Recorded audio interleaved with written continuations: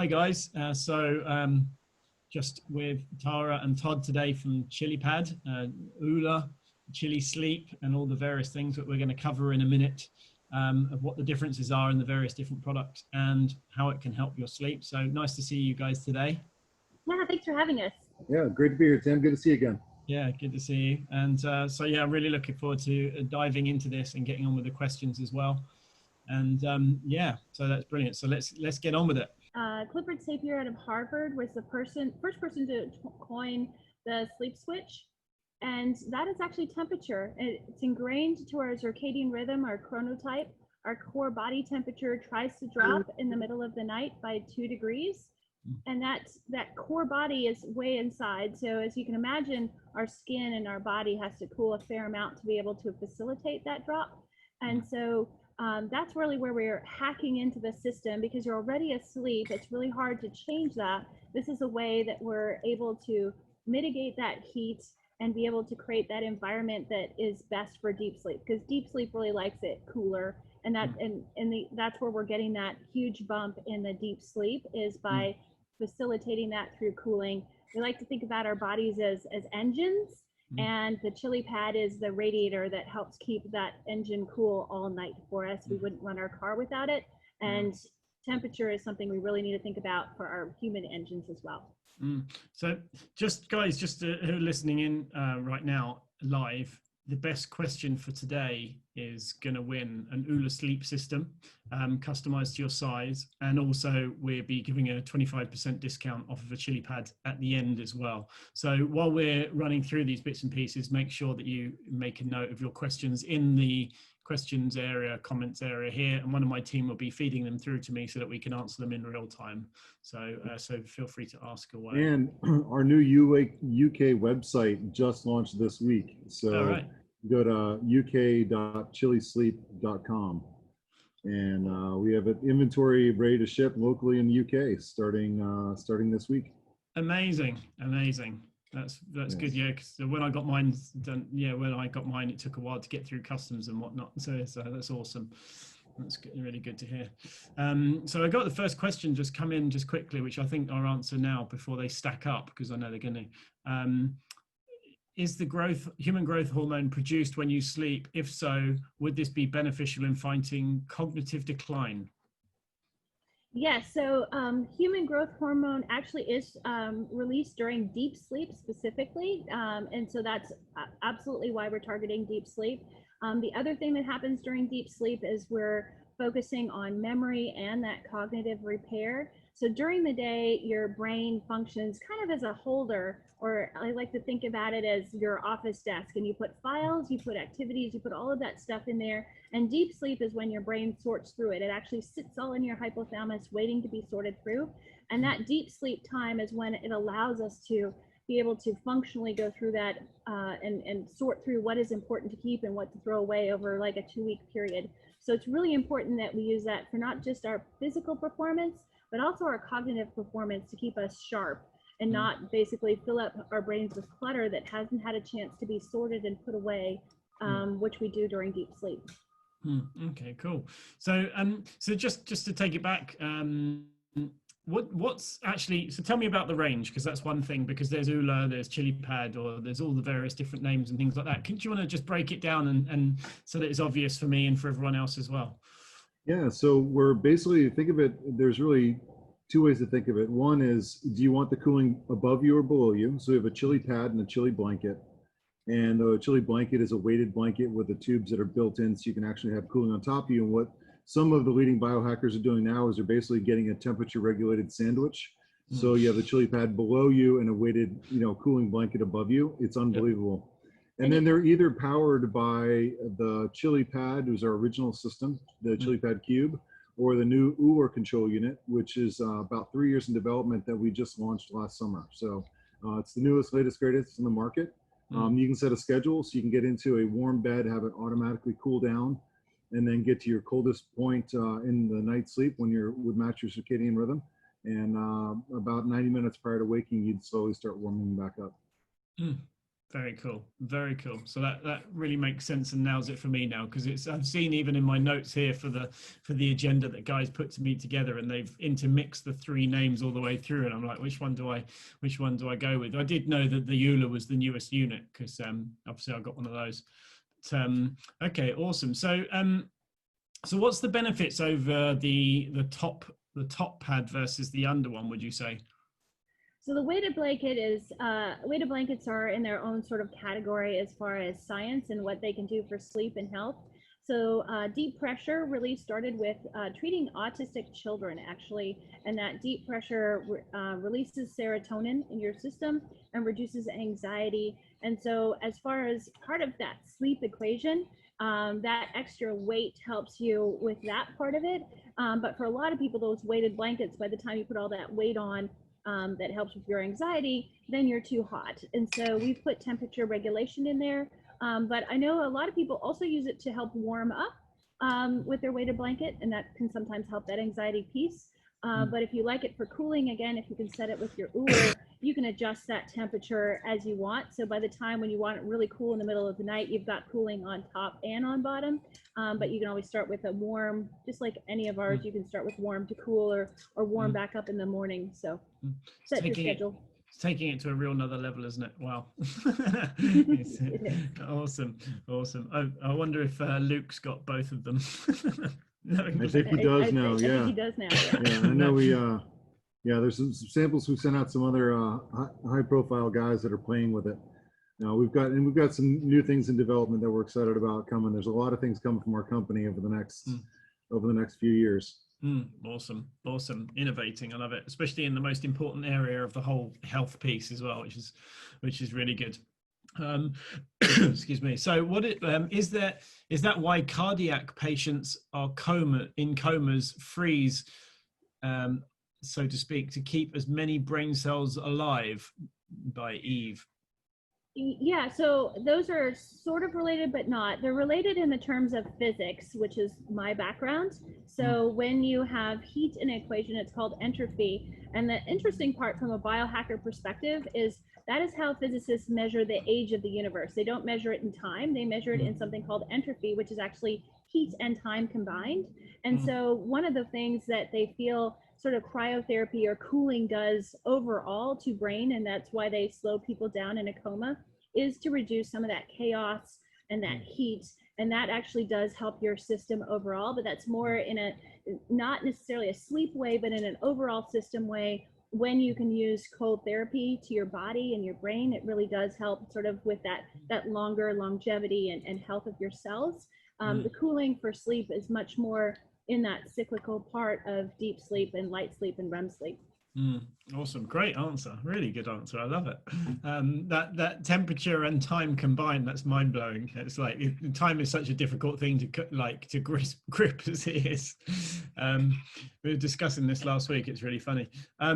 Okay, cool. So another one that's just come in is my watch says I spend about 70% of my night in light sleep, and I can spend 10 hours sleeping and still wake up exhausted.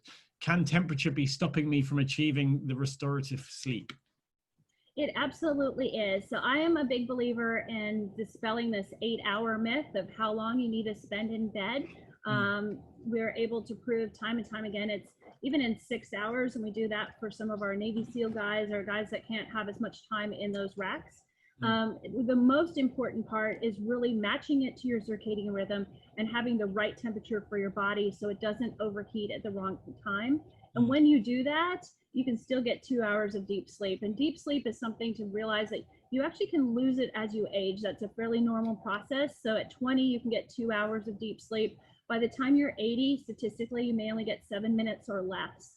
And so as you can imagine, as you work through that sort of life process, we lose deep sleep. This is absolutely a total biohacker, like everything you want to talk about, because when you're asleep, how do you hack something? How do you think through something? Your temperature talks to your unconscious brain and tells you it's okay to be in deep sleep. It's cool enough. It matches what your body wants to do.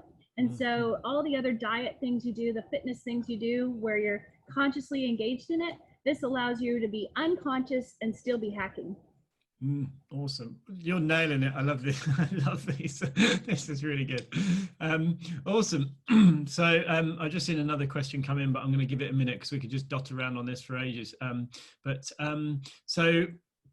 already covered why I chose you guys to exhibit, obviously because of everyone loving it and being integrated to my life as well. And my experiences has been really good, but at the moment I'm traveling so much I don't get to use mine religiously, unfortunately. But I do hear from pretty much everyone around me how much they love it and how much they rely on it. So it's been really, really good that you guys are distributing or have a distributor in the UK now. So I'm really pleased because I think that's a real barrier to entry for a lot of people. So let's just see what this question is just quickly. So where are we? I think my member of Teams missed one of these, but so it says, I have a weighted blanket to help with my anxiety, but I haven't been able to use it because it makes me too hot. Never thought of that. Oh, that wasn't a question, that was a statement. That's why it didn't come through. Next one. This is really some really good questions coming in, actually. Can the chili sleep be used for children? Nice and simple. Yeah, so we have 4 boys and we have used it over the years, and you know, children and sleep is, and as a parent, when you're trying to sleep desperately and your child won't sleep, we've been through all of those with our boys. But you know, right now they're in that teenage phase, and the deep sleep is very important to them. So we don't think about it. We see them as at 18 that they're adults, but their brain is still really forming, especially that prefrontal cortex, all the way to the age of 25. And boys tend to be pushing that 25, girls maybe a little bit younger, but it's still really formative for brain development. And these days with social media, all of this technology, it is really hurting our kids. Sleep has been tied to higher outcomes of suicide, especially in that under 25. It's a really big problem that it's tied to sleep, has a very big impact on those suicide, that depression, all of those mental states. In addition to, if they're doing athletics and sports, it's really just the same as a professional athlete. They really need to get that repair and that growth hormone happening during sleep. And they tend to overheat because of all the hormones that are going on in their bodies. So we think about menopause overheating, but our teenagers, all of those hormone rushes they have, it's in a similar state where they can have big bursts of heat in their body as well. So it's really important to manage that. Well, that's great. I mean, again, sleep is so underrated by most people. They just really don't realize how important and critical it is to growth and healing.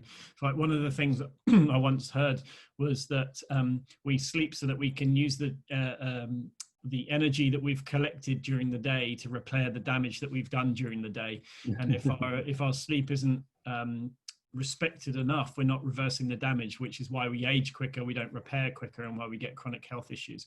So it's one of the things that I just don't compromise on at all. That and hydration, obviously, which are fundamentals 1 and 2. So how is REM sleep affected?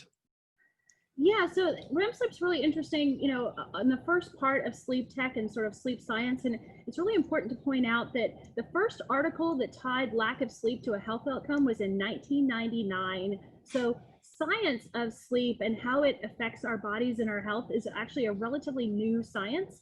And REM sleep was one of the first things they could measure because it was rapid eye movement, is what it stands for. And you could visibly see that happening.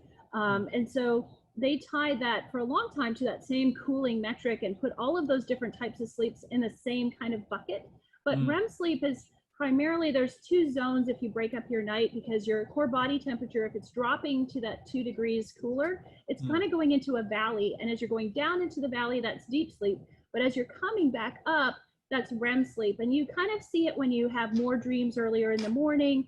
Your brain is a little bit more active. It's working through some of those emotional parts. But if your core body temperature is trying to warm up, as you can imagine, if you've set your Uller, in our case, very cold, a lot of people will actually carve out some of their REM sleep. They'll get too much deep sleep and they haven't found that balance. And sometimes you need that for recovery, but overall we want to see that perfect balance of about 2 hours of each is the right amount. And so we do encourage people to warm up. And when you do that, just like you flip on the sleep switch by cooling off at night, you actually can turn it off in the morning with heating up. And what it does is it starts to drive back towards that sleep state. It's really healthy for you. You get a burst of cortisol in the morning when you turn it off, and you get the melatonin and the serotonin when you turn on your sleep switch at night.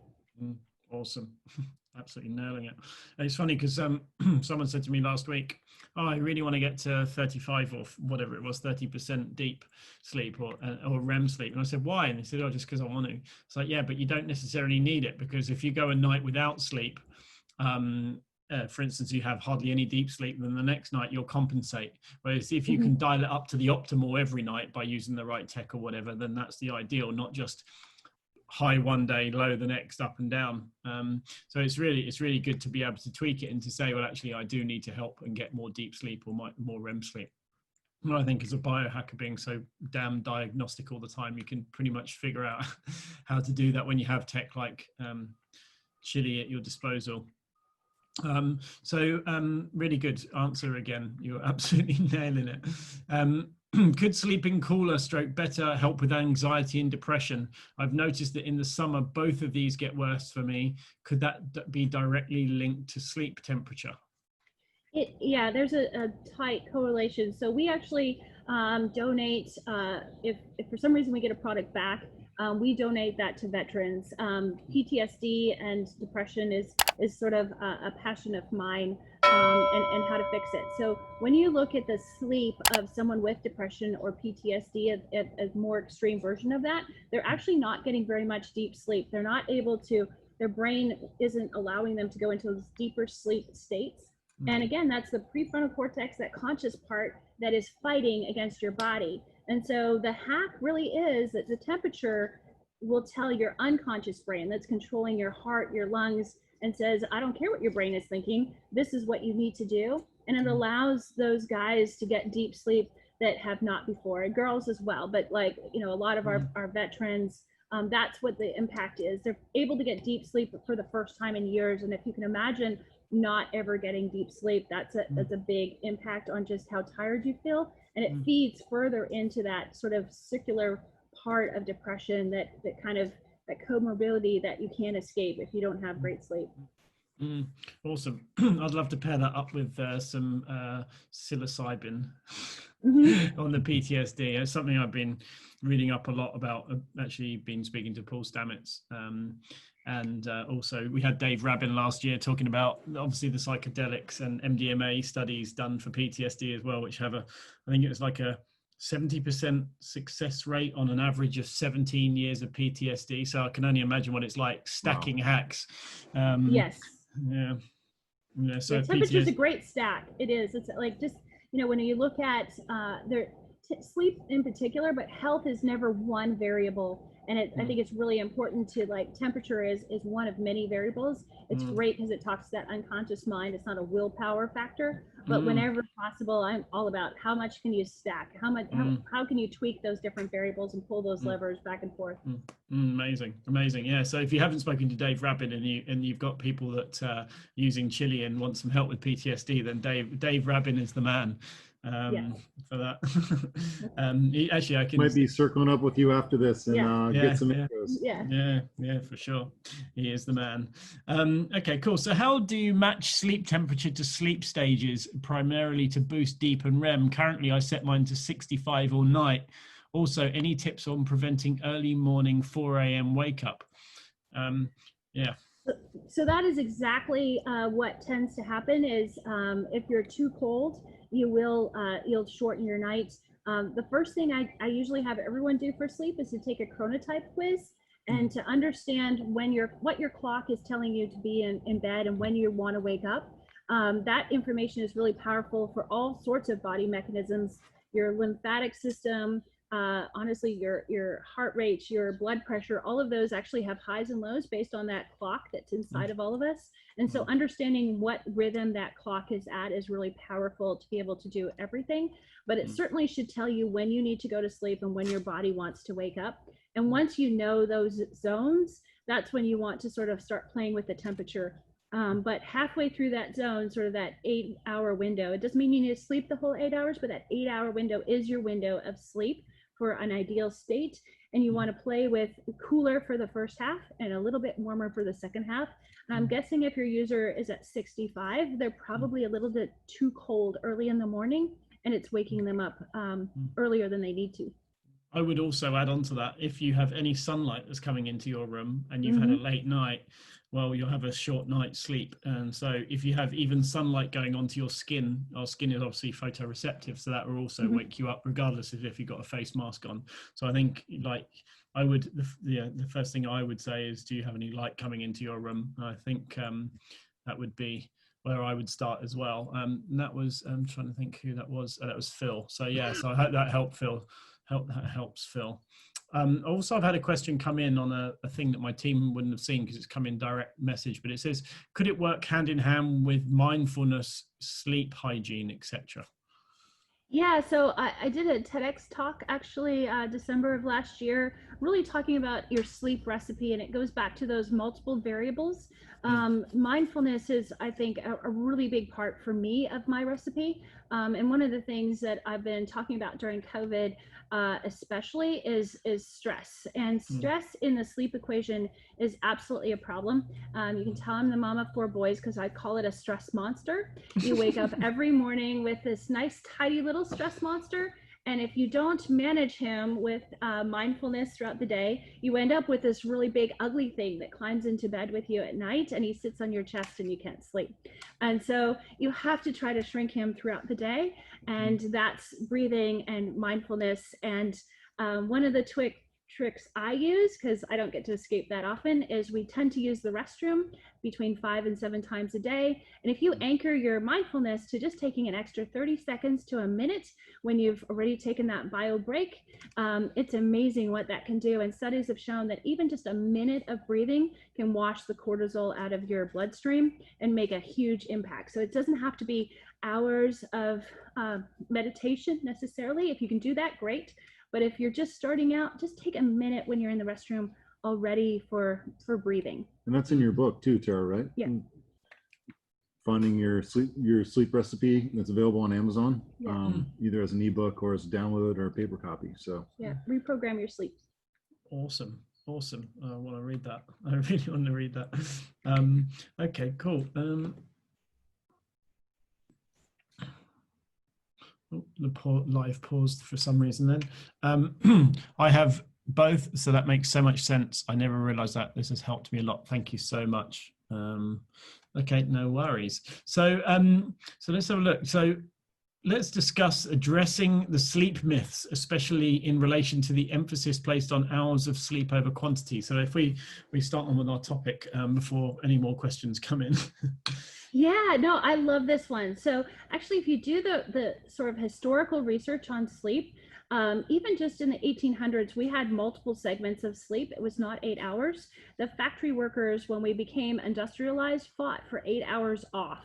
And so they fought to have 8 hours not in the factory, so they weren't being worked 24 hours a day. And that 8 hours of break has stuck. And so even if you look at Jerry Siegel out of UCLA did a study on hunter-gatherers, they weren't sleeping necessarily 8 hours. And yes, we are sleeping less than we did in the 50s, but we're also not allowed, the sort of that damning part of naps, the damning part of like, if you don't sleep 8, then you're going to fall apart. It really has to be much more a quality conversation of what kind of quality of sleep you're getting. And so timing and the amount of time, yes, there's importance on that, but again, it's not the only variable, and managing what kind of sleep you have is way better. Awesome. So I'm trying to think where to go from that. I feel like I'm learning shit. Well, I think the other thing too is like that there's other ways to understand your sleep aside from just the numeric values from an Oura ring or Whoop strap or Bedit, whatever the sleep of choice is. So I think in this community, particularly of a lot of people spending time on mindfulness, that there's a way that you can actually quantify your sleep or get a sense on sleep. And what tips would you offer for that, Tara, where people can get a sense on their quality of sleep without having to use the numeric values? Yeah, and Great I think one of question. I think one of your users mentioned to it, if you're waking up tired every day, that's a good indicator that quality number is not hitting what it needs to.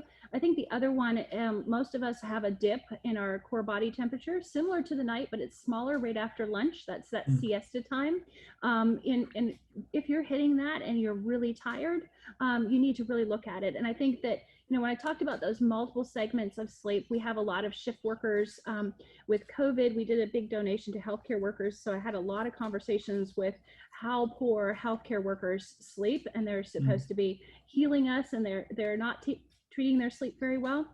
Shift work is terrible for sleep, but there are ways to manage that. And I think that's part of the overall passion for me is you can own your sleep just like any other part of your health, but you have to understand those metrics and start thinking about, well, when can I sleep? How do I make those windows work for me? Multiple segments, those naps, how long you do it, and what do you need? As long as you're looking at that quality number, all of those things can work. I think, yeah, it's a really, really interesting point. And I think for me, I've always used to say that when people say, how much do you sleep, Tim? Because you must be optimized. So I used to be 7 hours, 41 minutes, but now I'm more like 6 hours, 50, 7 hours, one, somewhere around there is up to there. And I find that I'm optimal on those, and the quality of the sleep is so much better. And it doesn't necessarily mean more equals better. And it's like whenever anyone says to me, oh, I can drink coffee before bed, it doesn't affect my sleep, I just like, you just don't know what you're talking about. I just cringe, because they don't realize that the quality of the sleep is going to be so poor. But they might get to sleep quickly and they might sleep for a long time, but their sleep is just not going to be right. Yeah, so the caffeine one is great, because Todd actually is one of those guys. So we met in college, and he would drink a whole pot of black coffee before going to bed, and I look over going, how the heck are you doing that? So the geek in me means like, okay, well, how does that work? So there is between 5 to 10% of the population that their neuroreceptors are not adapted for caffeine, so it actually doesn't affect them. And so I think that's part of that same equation of like, everyone says no caffeine. For those percentage of the population, then caffeine and its half-life of 8 hours does not matter. And you can sort of say, well, what are the other things you need to focus on then? Alcohol and when you eat, I think are very universal. And unfortunately, I don't know about the UK, but in the US, the sales for COVID alcohol sales are through the roof. And I think a lot of people are using that as a way to fall asleep. And you know, you really need to think about last call for alcohol, last call for that big heavy meal for 3 hours, and try to give your body and metabolism time to get through that before you hit sleep. Because again, your metabolism, if it's ramping up to process that, is going to make you hot. And again, anything we can do to take that heat out, that really helps. So that's another way to sort of, even without the chili pad, just have less heat going into that sleep zone. Yeah, that's a really fair point. I mean, I find that whenever I have alcohol, obviously my heart rate variability tanks almost to zero, average of about 10, and my resting heart rate goes up often to 90 to 100, which is just, you know, stressed as hell. But also I find that my blood glucose is obviously very high through the night, and so as per Dr. Sachin Panda's work, we produce up to 50 times less insulin after sunset. And therefore our blood sugar is higher through the night, because those genes have turned off or turned down. Therefore our blood sugar is higher. Therefore we're processing that through the whole night, storing it as fat, opposed to using the energy to heal the damage that we've done. So I think that not only is it a stressor on the heart, it's increases your metabolism, obviously, so you're running hotter through the night, but it's also high blood sugar, which you're storing as fat. So there's multiple issues, right? To take it back to the caveman ancestors viewpoint again, they didn't eat after sunset, and if they did, it was a tiny little thing by campfire, which was red light or nearer to red light than blue light, so therefore they would sleep pretty quickly with an empty stomach. And so I think again, it's like chili pad plays on the whole evolutional perspective. I think the same with eating and timing that in with body temperature as well. But again, people just underrate it. They just it's just crazy. It just seems obvious when you know, right? Exactly. Yeah. So I've got another question here, just popped in. I don't know why I'm coughing today. So sleep deprivation alters the body temperature, especially in women, and how would this be corrected by chilly sleep? Yeah, so women in sleep clearly is a passion for me. Honestly, there's been very few studies on women in sleep because of our menstrual cycles throw off our temperature as well. And as we age, whether it's pregnancy, our bodies just have a very wonky temperature system. And so it is often women actually sleep way less than men and have way more insomnia problems. And so it is sort of a chronic thing to try to manage that. The best person I can talk to about that is I met Susan, I guess 2 years ago now, but very typical sort of experience. She had not slept through the night in 10 years. So she woke up every night having some sort of issue, had all the hormone testing, and she wasn't old enough to have hot flashes, but she just wasn't able to manage it.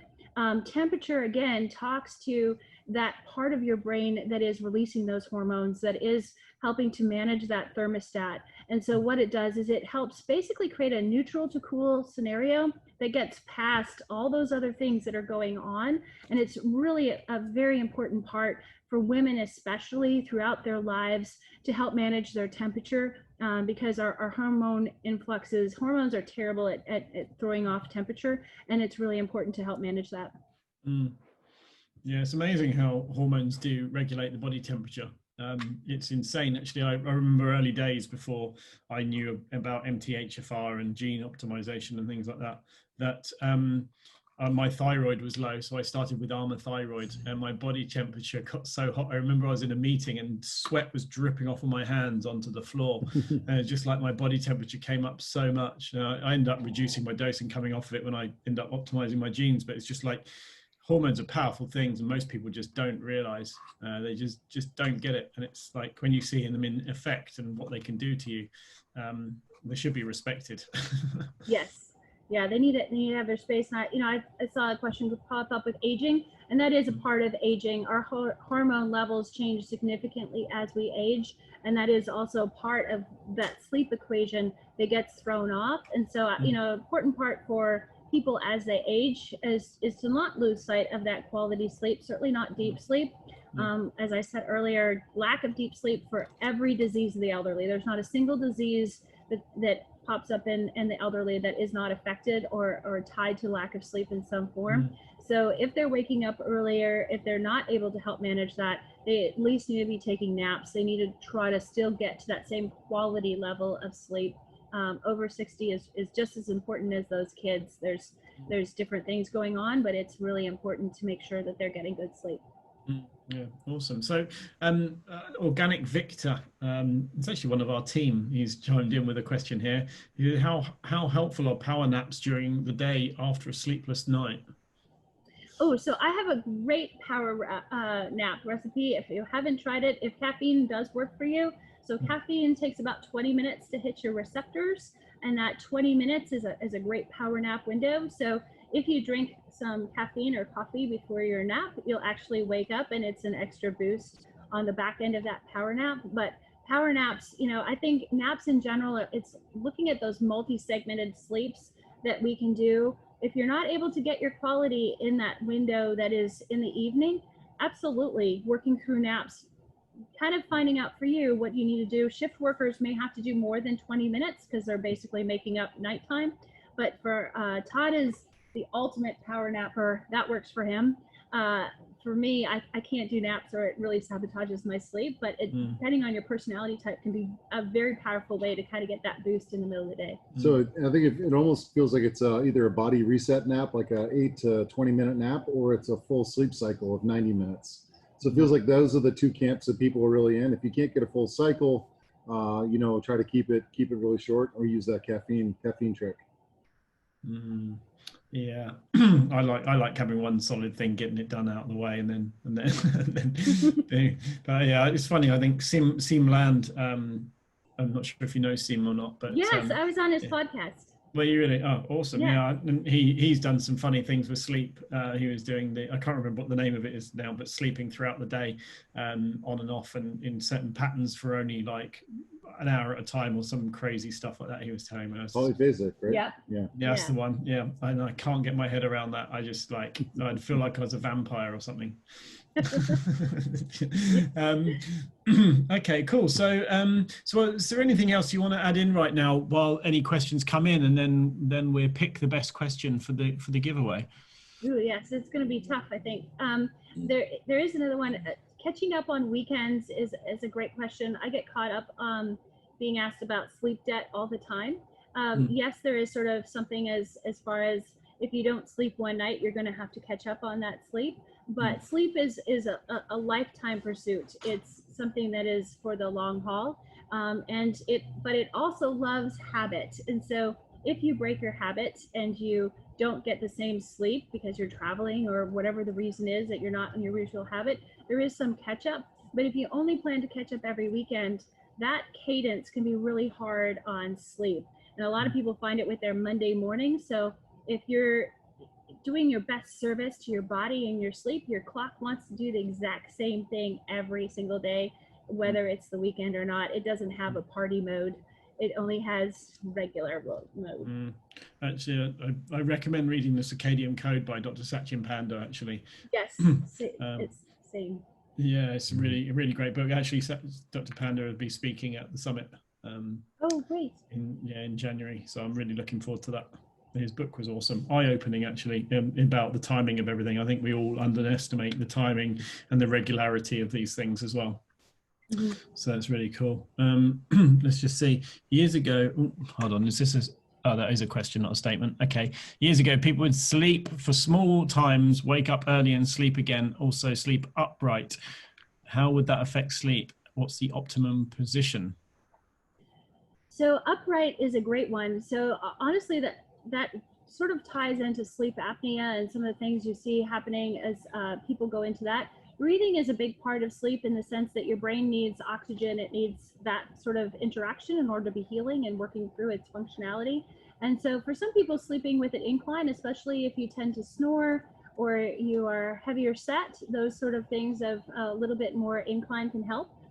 For the average person, it's not really necessary. And I don't know that there's a, back versus side necessarily. There is a whole lot of preference that goes into it beyond that. You can argue cases for left versus right and different sort of placements, but a fair amount really is what feels good to you and what helps you sleep the best. Awesome, good answer. I've always worried about whether I should sleep on my left or my right side because of the whole stomach angle and all this lot, and I go with my intuition on it actually, and just say what I feel right. But in all honesty, I don't eat late anyway, so it doesn't really matter anymore. It's a null point. Okay, cool. So let's pick a winner for the giveaway for today. I'll give you a quick skip back through the questions so you can pick one. For people over 60, sleep less or earlier, that was one. Power naps, sleep deprivation alters the body temperature. Another one on the age, could sleeping cooler help with anxiety and depression? I quite like that one, in all honesty. Can chilly sleep be used for children? Can temperature be stopping me from achieving my restorative sleep? The cardiac patients are in comas. Human growth hormone. My favorite, I think, is where is it? I'll just see if I can find it.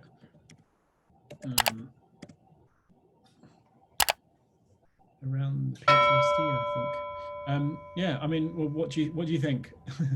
I think the anxiety one, absolutely. That's a subject that's very near and dear to my heart of sort of addressing that. So that would probably be okay. So winner. That's baby bicep. Sarah. So that's baby bicep. Could sleeping cooler be better? Help with anxiety is the winner. So baby bicep, congratulations. Sarah Chives from my team will be in touch and they will introduce you to these guys so that you can get your chili sorted. So that's that. Awesome. For everyone else that didn't win, sorry, but you can get 25% off your chili pad with the code chilipad25, or 15% off of the ULA with the code ULA15. Yeah, if you head over to their website. And where can people find you? So you can go to uk.chilisleep.com. Or you can go to the US site, chilitechnology.com, and you should be redirected. You can buy off either site, but if you buy off the UK site, you'll get free local shipping anywhere in Europe. Amazing. And what about your social media handles? Obviously, it's the Chili Sleep that this one's on now. Yeah. So, guys, if you click up here somewhere, you can follow these guys on Instagram and keep up with what's not going on. And also over on our Instagram, we'll be sharing out the discount code so you guys can follow up from our post when this video is posted, once it's edited in a few days' time. So yeah, so thank you very much everyone for listening in today.